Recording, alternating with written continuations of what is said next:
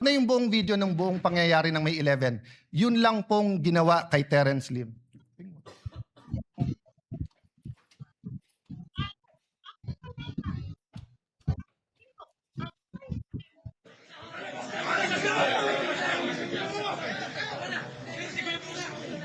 O before that, baksak na siya dyan eh. Before that, yung palabas pa lang.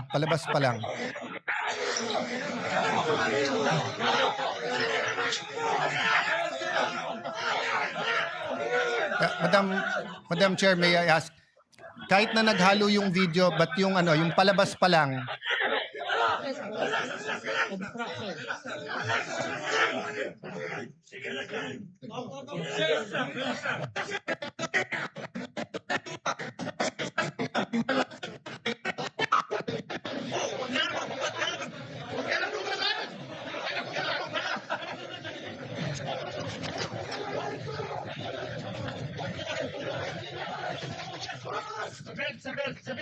Okay, can you I will say what it is, but can you show the video yung from the start, yung nanggagaling sa loob? Okay, so what happened is that we ordered arrested because they're held in contempt yung mga NBI agents who nakipaghabulan kay Senator Bato. When they were leaving the building, nagtutulakan, kinuha ng mga taga-NBI at ginulpe si Terence Lim. Just to clarify so that everyone knows, Terence Lim is Senate Security. Is Senate OSA, our employee. Yes. At yung isang taga-OSA naman ay hinarangan at tinabayhan ng isang taga-NBI. Nung gulpe at dapa na siya, lalo pang ginulpe, ayaw siyang palapitan sa medical. At nung siya'y binuhat, dinadala siya at pinosasan at dadalin siya sa sasakyan ng NBI para dalhin sa NBI. Okay? That's inside our premises. Have I heard anyone say that the dignity of the Senate is at stake here because the NBI ay nanggulpe sa loob ng ating premises, ayaw sumunod sa order ng Senate President at tinatakot pa ang ibang OSAA at isasakay sa kotse at dadalhin sa NBI. Isa lang po sa minority ang narinig ko po. Si Mig Subiri, former Senate President. Did you ever hear me say anything about that? No. Because we're all waiting for the independent investigation. Do you have the video para kitang-kita? Okay. Guys, kanina ko pa sinasabi, excuse me, Madam President. We have the video. Can you show the whole video? Kahit yung yes. Yung palabas pa lang, kahit na sabihin yung hindi kitang-kita siya doon. Mula sa simula, please, yung video. Yung palabas pa lang sila Terence doon sa harap. Who's in charge of the video? Oh. Yes, may we request while they're preparing it, Madam Chair, to show the video this is what will set the tone of why our OSAA was on high alert on Tuesday and Wednesday. And that is why they were wearing vests, and that is why they had to have weapons. Because the NBI was treating the Senate like a palengke. Oh, ayan, is that it?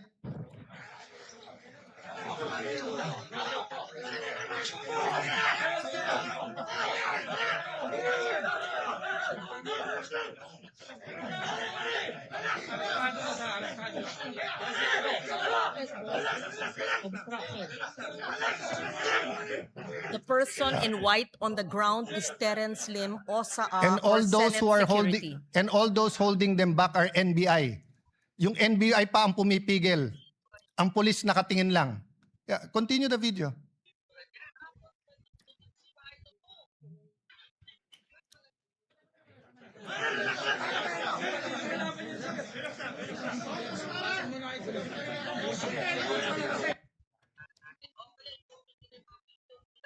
No, show the whole video, yung hanggang binitbit sa kotse. O kaya yung CCTV. Hindi pa nakita nung maraming senador to. Madam Chair, that's one reason na hindi ko sinisisi yung iba sa minority. Kasi ako mismo, hindi ko nakita yung buong, yung buong video. That's why I have communicated to everyone, including to the NBI.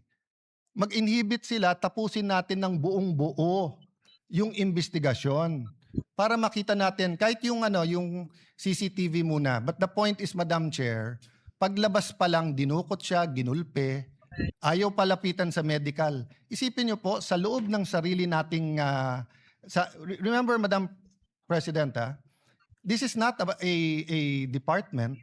We're not the DOJ, the DOLE, DSWD. We are a branch of government. The Constitution says we are a co-equal branch. Ang usaha ba pwedeng manggulpe sa loob ng Malacanang? Ang usaha ba pwedeng manggulpe sa loob ng Supreme Court? Pero ba narinig ko yung dignity natin, New-Rock? Yung ating dignity ay giniba dahil sa NBI? Wala po eh. Si Alang Cayetano pa rin ang pinagbibintangan nyo. Bakit ako ba nang gulpi dyan? Hindi po ako ang pumayag. If you see the video, more than 20 agents of the NBI were allowed in on May 11. And we already napagtagpi-tagpi. The OSAA then and the SecGen were meeting. They even inspected the helipad and all parts kung saan pwesto yung mga NBI. So again, at this point, I'm not making a conclusion. At this point, I'm not pointing fingers. So let me move to the last point. Moving on, moving forward. Do you have the video ba? Pinakita nyo na kanina yung CCTV. O yan, palabas pa lang. O yan.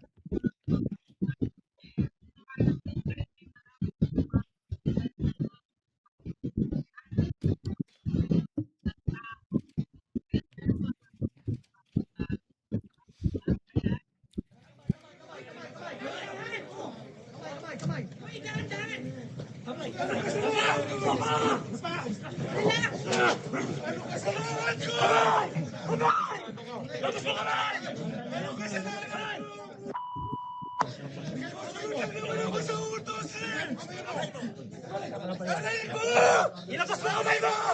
Labas! Narinig ko! Narinig ko, hindi ako makahiya! Ilabas mo kasi kamay mo! Binubugbog si Terence Lim na OSAA Senate employee. Binubugbog ng NBI sa loob ng Senate premises. At nung binugbog na, ayaw pandalin sa medical. Ayan, nakatayo na. Oh.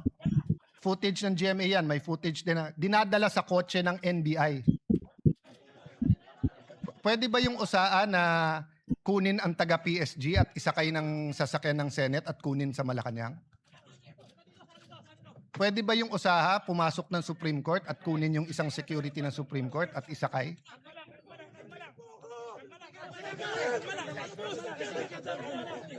Yan, pinusasan, isasakay sa sasakyan ng NBI.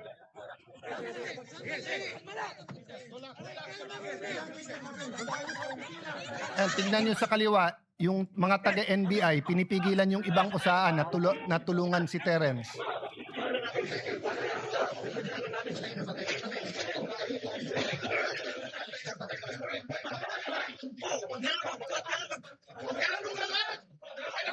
Pinagtulungan ang isang Senate Security OSAA Terence Lim ng mga taong allegedly, I'm not sure who they are, within Senate premises na nambugbog.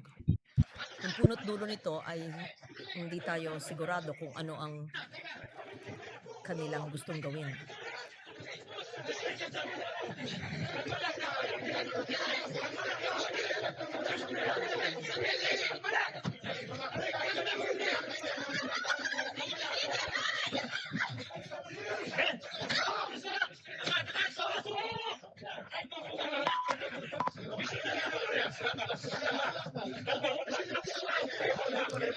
Madam President, I am 1,000% sure, 10 times over 100% sure that hindi to inauthorize ni Senate President Soto.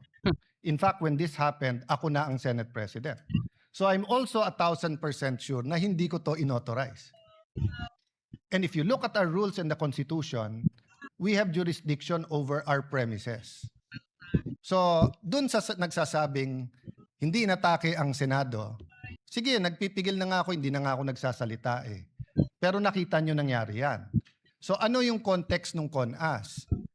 I don't take it against Senator Soto, Senator Lacson, Senator Bam Aquino, Senator Kiko. They were not senators from 2022 to 2025 when Senator Mig Subiri and the rest of the group had to deal with the PI issue. Okay, that's in the past. So moving na. Okay. So I think lahat naman po tayo na ilabas na natin ang ating mga opinion. And I'm not stopping anyone from talking. It's a holiday on Wednesday. It's a day that Muslim Filipinos will be celebrating. Dapat makiisa po tayo sa paniniwala ng bawat isa out of respect, not sa same paniniwala. And I'm not suggesting we stop talking about politics. I'm suggesting number one, na pagbigyan ako ni Senator Amy na i-withdraw instead of ipa-strike off. Bakit po?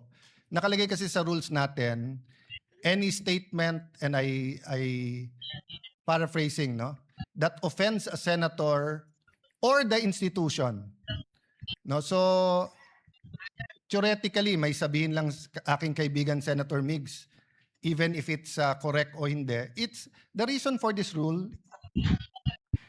What rule is that? That's yeah. No senator under any circumstance shall use offensive or improper language against another senator or against any public institution. This has happened many, many times in this August hall. This has happened. We offended each other. But why do you have this rule? Because we're collegial. The reality is we have to go home tonight upset at each other. But we have to go back tomorrow and work.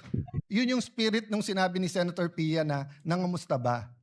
Because siguro sa lahat sa atin, bukod sa hindi siya mapolitika, she genuinely treats everyone here as her friend. So when something traumatic happens, many of our kababayans don't know that while myself, Senator Mark were in my room, Senator Loren, Senator Camille, and Senator Pia, once the security find out na barilan na, rushed into my room, turned off the light, then pushed them into a smaller room, yung banyo. Diba? So, it's traumatic. You may criticize what she said, how she said it, etc. But akala ko ba all feelings are valid? Bakit pag na-trauma yung nasa majority ngayon, mali. Pero pag na-trauma yung minority, okay lang. Diba? I'm talking in general. Whether you talk about green, yellow, pink. So, labas na ako dyan. Hindi naman ako Senate President ng buong bansa in the sense that I'm not elected like the Vice President and the President. I'm Senate President, but I am the servant leader of the 24 senators, including Senator Bato. I'm here at your service. Kung papayagan ako ni Senator Amy, then I'll ask her to withdraw. Number two, kung papayagan ako ng minority, tomorrow let's talk about the impeachment, but let's also talk about what are your priorities. What are our priorities? Let's use the last few session days.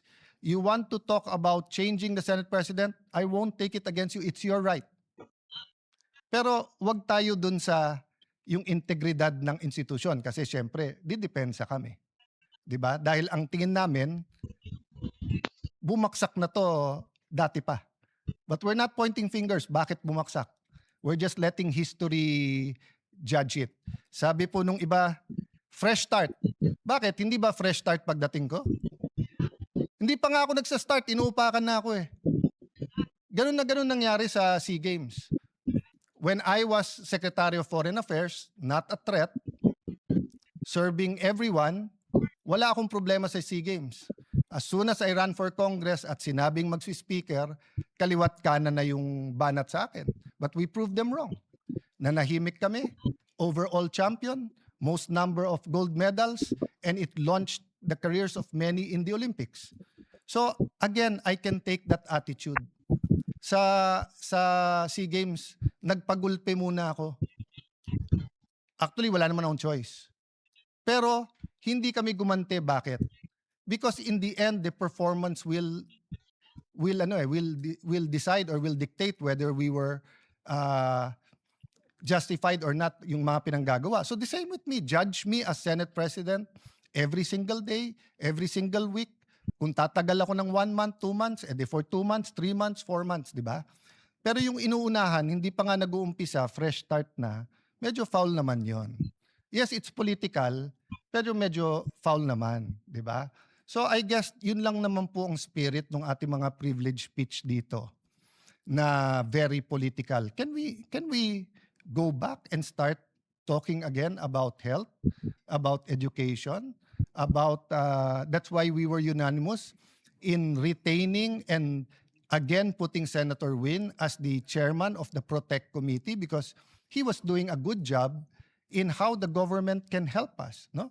So again, my speech is not perfect. You want to interpolate me in a later date, etc. But lahat nung nasa minority may tama kayong sinabi kanina. Sabi niyo po, people are watching us. So Senator Amy, the ball is first in your hands. Afterwards, it goes to the minority. Thank you for giving me this. Oh, sandali lang po, Senator Padilla, na hindi ko tataasan ng boses, brother. Ay magsasalita muna daw. Thank you for this opportunity, Madam Chair. Thank you, Senate President.